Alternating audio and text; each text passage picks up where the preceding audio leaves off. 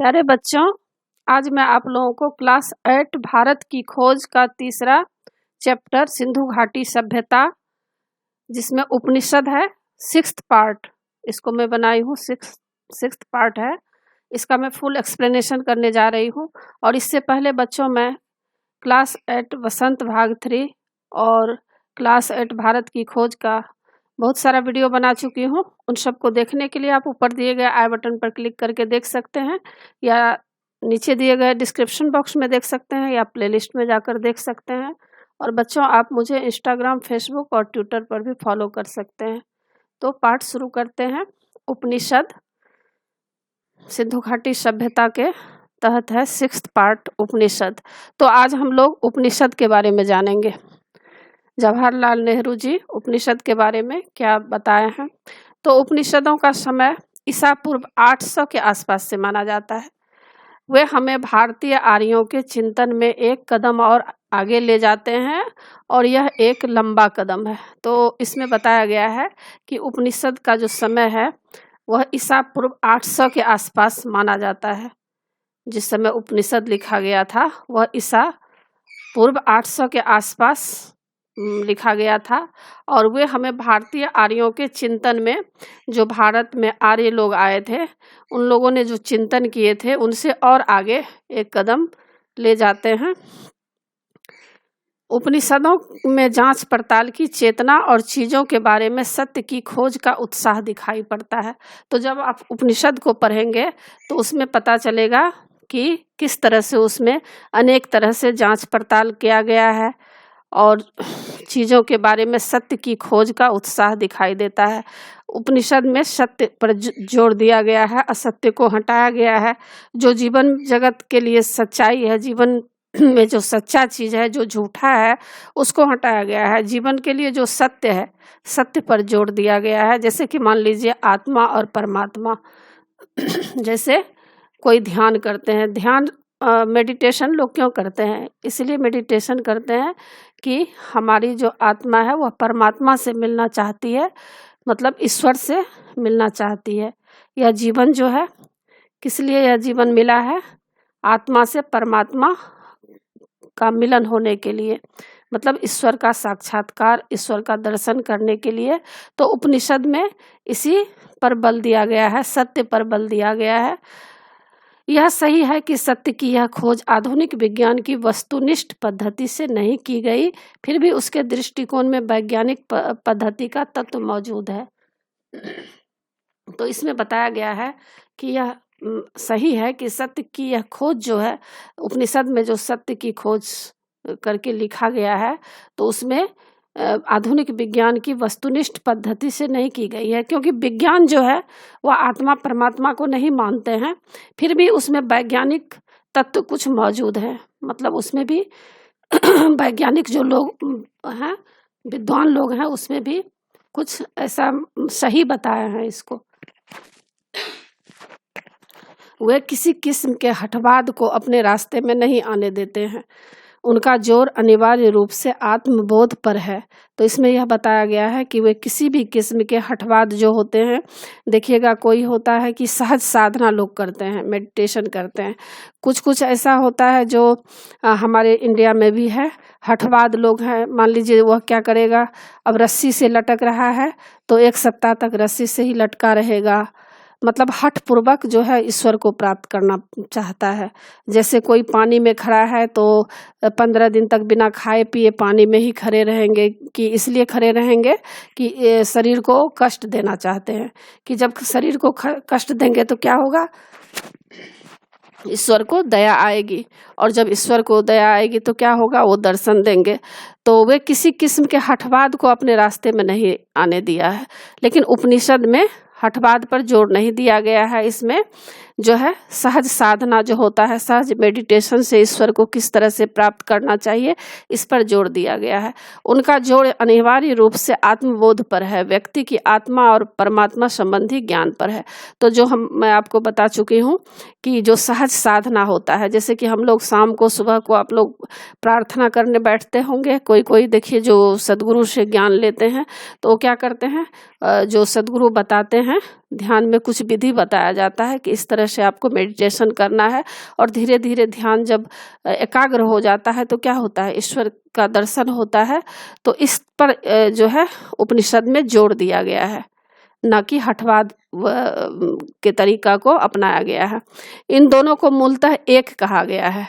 बाह्य वस्तु जगत को मिथ्या तो नहीं कहा गया है, पर उसे सापेक्ष रूप से सत्य कहा गया है, आंतरिक सत्य के एक पहलू के अर्थ में। तो उपनिषद में जो है, जो बाहरी चीज है जो हम लोग देखते हैं, जैसे हम लोगों के पास मान लीजिए बहुत धन है, संपत्ति है, महल है, बहुत तरह के साधन है, जो एक राजा महाराजा की तरह जो साधन हम लोग जो जिस तरह से मान लीजिए आम लोग जी रहे हैं, कंप्यूटर है, लैपटॉप है, LCD टीवी हुआ, जो भी है, एक होता है ना आदमी के घर में, जिस तरह से कि इस तरह से आदमी को जीना चाहिए, इस तरह के घर में सामान रहना चाहिए, वस्तु, बाह्य वस्तु। तो उसको मिथ्या नहीं कहा गया है, मतलब उनको कहा गया है कि जो जरूरी है उसको रखना चाहिए, लेकिन वह जो है ज्यादा अधिकतर सत्य पर जोर दिया गया है। मतलब केवल बाहरी चीज़ों में लोगों को उलझ कर नहीं रहने पर जोर दिया गया है, बल्कि अगर आप ऐश मौज से सुख से घर में रहते भी हैं, लेकिन आत्मा और परमात्मा के बीच किस तरह से मिलन होना चाहिए, तो इस पर जोर दिया गया है। उपनिषदों का सामान्य झुकाव अद्वैतवाद की ओर है, और सारे दृष्टिकोण का इरादा यही मालूम होता है कि उस समय जिन मतभेदों के कारण भयंकर वाद विवाद हो रहे थे, उन्हें किसी तरह कम किया जाए। यह समंजन का रास्ता है। तो उपनिषदों का सामान्य झुकाव जो है क्या है, अद्वैतवाद की ओर है, मतलब ईश्वर की ओर है। और सारा जो दृष्टिकोण का यही इरादा मालूम होता है कि उस समय क्या था, जिस समय उपनिषद लिखा गया था, उस समय का जो कुछ समय ऐसा आया था बीच का समय, जिसमें लोगों के बीच, मतलब बहुत सारे ऐसे लोग हो गए थे जिसमें वाद विवाद होता था, आपस में लड़ाई दंगे होते थे। तो उनको सामंजन, मतलब मिलाया जाए, इस पर ज़्यादा जोर दिया गया है। मतलब उस समय जातिवादी प्रथा का भी बहुत था। निम्न जाति के लोग, जो ऊंचे जाति के लोग थे, उन निम्न जाति के लोगों को परेशान किया करते थे। उनके हाथ से अगर टच हो जाता था तो उनको कहा जाता था कि नहाना है, गंगा स्नान करना चाहिए, छोटा लोग हम लोगों को छू दिया है। तो यह सब उस समय हो रहा था। तो उपनिषद का जो उस समय का जो समय था, लोगों ने, जो ऋषि मुनि थे, जो उस समय के महान पुरुष हुए थे, तो उन लोगों का यही काम था कि दोनों को मिलाया जाए आपस में, क्योंकि उनका यही कहना था कि ईश्वर एक होते हैं और जाति पाति ऊंच नीच जो भी है यह कुछ नहीं है। जैसे कि आप कबीरदास जी का भजन सुनिएगा, जाति पाति पूछे नहीं कोई, हरि को भजे से सो हरि को होई। तो उस समय वो क्यों ऐसा लिखे थे, इसलिए लिखे थे क्योंकि उस समय जाति पाति लेकर के काफ़ी लड़ाई दंगे हो रहे थे। तो कबीरदास जी जब आए थे तो उनका यही मकसद था कि सबको आपस में मिलाना चाहिए, क्योंकि आत्मा और परमात्मा का मिलन जरूरी है। तो उसमें जाति पाति का कोई भी भेदभाव नहीं रखना चाहिए, सभी ईश्वर के संतान हैं। तो इस तरह से उन्होंने भी मिलाने का काम किया था। जादू टोने में दिलचस्पी या उसी किस्म के लोकोत्तर ज्ञान को सख्ती से निरुत्साहित किया गया था। और उस समय क्या हुआ था, बहुत जो है समाज में जादू टोना जैसा ऐसा बात फैल गया था कि आदमी जादू टोना लेकर के ही रात दिन लगे रहते थे। तो उस समय भी कुछ लोग ऐसे हुए जो सख्ती से इस पर काम किए और इस ज्ञान को सख्ती से निरुत्साहित किए, मतलब प्रोत्साहित नहीं किया गया, उसे हटाया गया इस सब चीज़ों को, कि जादू टोना वाला बात लेकर के जीवन में कुछ नहीं होता है। अगर ईश्वर का साक्षात्कार करना है, अगर ईश्वर आत्मा और परमात्मा का मिलन कराना है, ईश्वर का अगर दर्शन करना चाहते हो, तो क्या करना चाहिए, सहज साधना करना चाहिए। तो यह सब उपनिषद में देखने को मिला है। और वे कहे कि बिना सच्चे ज्ञान के कर्मकांड और पूजा पाठ को व्यर्थ बताया गया है। तो उपनिषद जो लिखा गया था उस समय के लोग जो थे, उन लोगों का कहना यही था कि कोई भी कर्म कांड अगर हम लोग करते हैं, मान लीजिए कोई 4 दिन 2 दिन तक भूखे रह जाते हैं, कुछ न कुछ जो कर्म कांड करते हैं, मान लीजिए कर्म कांड मतलब भूखे रहकर कुछ न कुछ वो लोग क्या करते हैं, पूजा पाठ, या कोई पहाड़ पर चढ़ रहे हैं, कोई हठ योगी जैसा 4 दिन तक बिना खाए पानी में खड़े हैं। तो उनका कहना यही था कि यह सब व्यर्थ है, क्योंकि अगर जिसके अंदर सच्चा ज्ञान आ जाता है तो सच्चा ज्ञान से ईश्वर की प्राप्ति होती है। और कोई भी अगर आपके अंदर अगर सच्चा ज्ञान आ जाएगा, जो सद्गुरु से ज्ञान मिलता है, जो कि परंपरा से चली आ रही है, रामायण महाभारत वेद उपनिषद में भी लिखा गया है।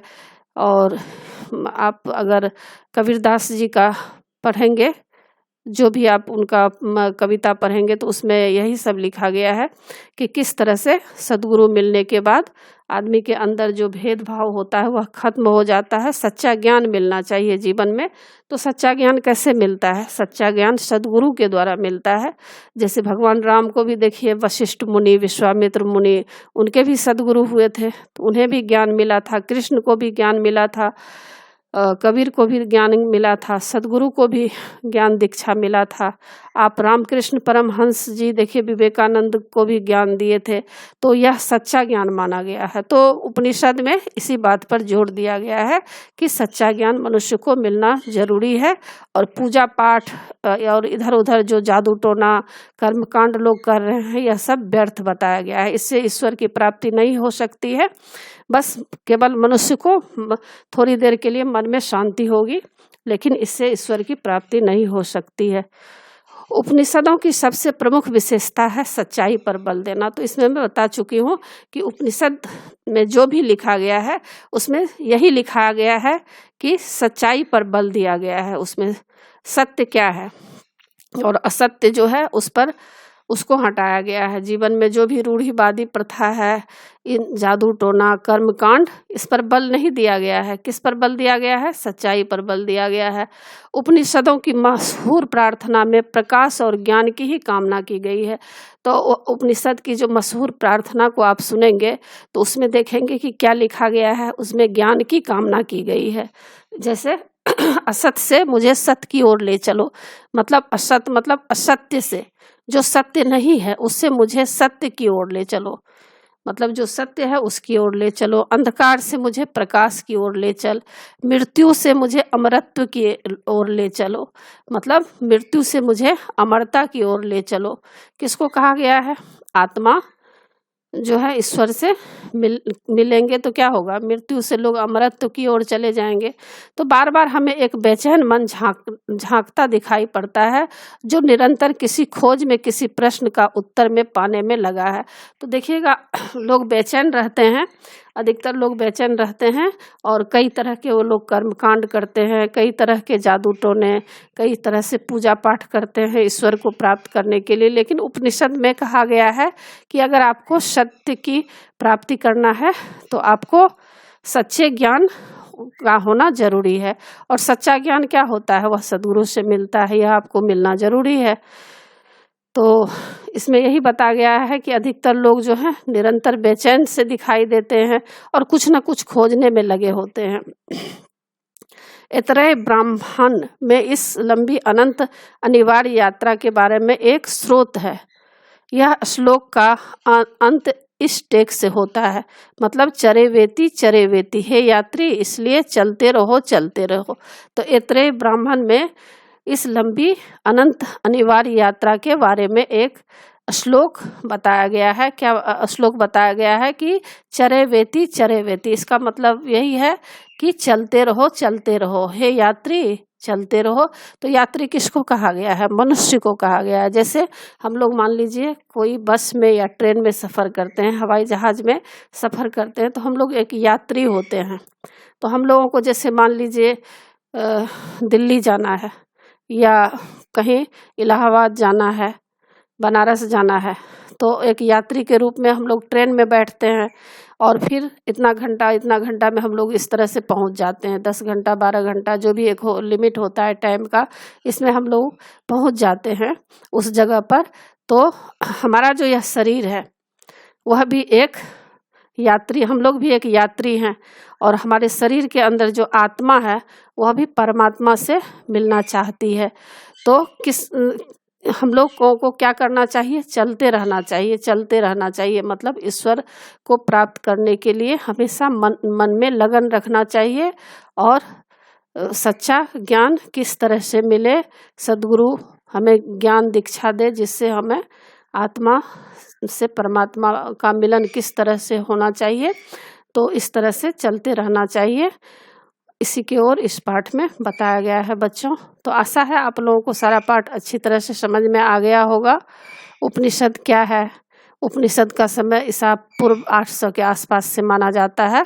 तो इसमें आशा है कि आपको सारा अच्छी तरह से समझ में आ गया होगा और एग्ज़ाम के लिए तैयार कर लीजिएगा। और बच्चों, आप मेरे चैनल देवज नागरी को ज़रूर सब्सक्राइब कीजिएगा, और सब्सक्राइब के बगल में बेल आइकन बटन है, उसे क्लिक कीजिएगा, लाइक कीजिएगा और शेयर कीजिएगा। कमेंट्स ज़रूर कीजिएगा कि आपको यह पाठ कैसा लगा। नए पाठ के साथ फिर मैं मिलूँगी बच्चों। धन्यवाद।